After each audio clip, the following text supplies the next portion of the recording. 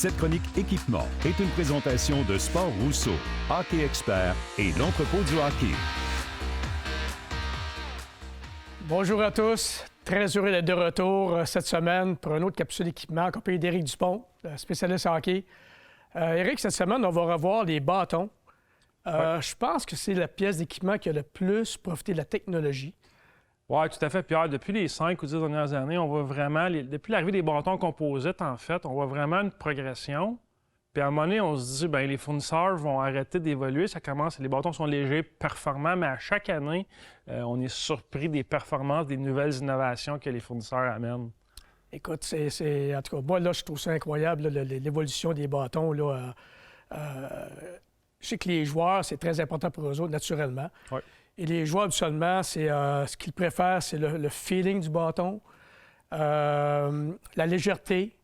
Puis là, c'est rendu maintenant, comme tu sais, la technologie, là, c'est rendu le kick point qu'ils appellent, là. Oui, c'est rendu plus bas, plus haut. Là, je me rappelle des gars, un petit peu plus par là, un petit peu plus par là. Et ça, ce n'est que le représentant, tu sais, c'est rendu tellement loin, là. C'est fou, là. Oui, c'est une belle évolution. Alors, on voit des bâtons, comme je disais cette semaine, qui vont plaire à tout le monde. Oui, tout à fait. Tant que féminin que masculin. Puis on commence avec les bâtons Warrior, je crois. Oui, tout à fait. Le premier, c'est le Warrior Super Novium. Mais avant de parler du Super Novium, je sais que chez le Canadien, il y a un joueur qui est quand même une figure populaire, Brendan Gallagher, qui utilise des bâtons Warrior depuis des années. J'imagine que tu as probablement une histoire intéressante au sujet de Gallagher.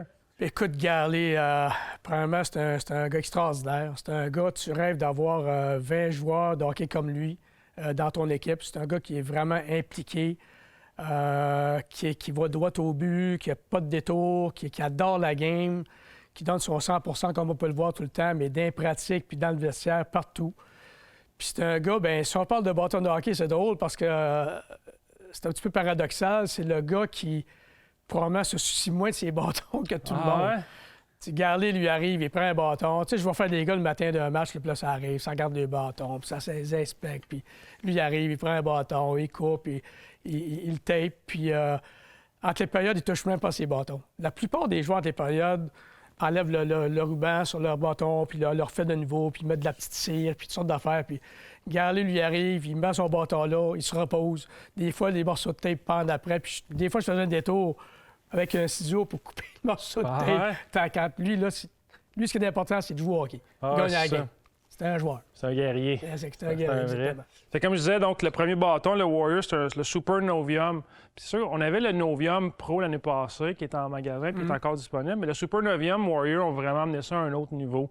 Un, point de vue de performance, évidemment, avec le taper aussi, qui est un petit peu différent, le Saber Taper. Mais le poids. Ça fait que c'est un bâton, je crois que c'est un des bâtons les plus légers sur le marché en ce moment, avec 420 grammes dans le 85 Flex. Écoute, c'est comme des plumes. Mais ça va arrêter où?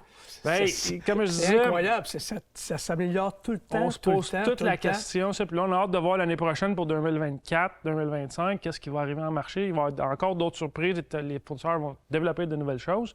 Warrior est vraiment confiant de mettre entre les mains un bon produit dans les mains des clients qui vont choisir le Super Novium. Fantastique. On en fait avec les bâtons True. Oui, exact. Même affaire True aussi, qui est vraiment, depuis quelques années, dans le gardien, avec l'achat de la Five, il y a peut-être 3-4 ans, ils ont progressé beaucoup. Les patins, ils font du développement chaque année, ça avance. Mais les bâtons ils font vraiment des bons bâtons. On a parlé un petit peu plus tôt dans la saison du Project X, qui est un bâton très, très, très léger, comparable au Super Novium. Mais là, ici, on a le 9X3, qui est un bâton haut de gamme, de très bonne qualité.